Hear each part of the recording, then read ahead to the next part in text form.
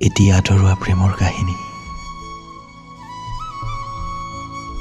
মা দেউতা আৰু মোৰ ঘৰৰ পৰিয়ালৰ সদস্যৰ বাহিৰে প্ৰথমবাৰৰ বাবে কাৰোবাক ভাল লগা হৈছিল।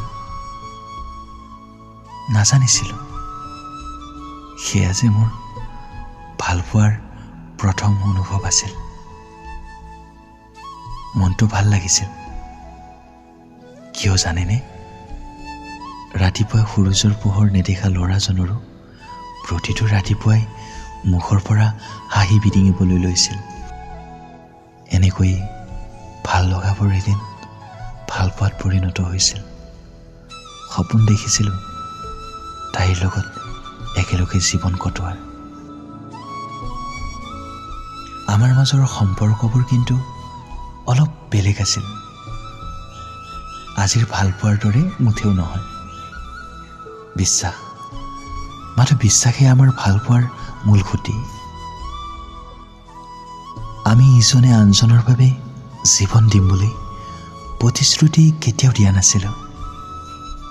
প্ৰতিশ্ৰুতি দিছিলোঁ মাথো দুখৰ সময়ত দুখবোৰ ভগাই লোৱাৰ আৰু সুখৰ সময়ত সেই একেলগে হাঁহি ধেমালি কৰি সুখেৰে জীৱন আগবঢ়াই নিয়াত।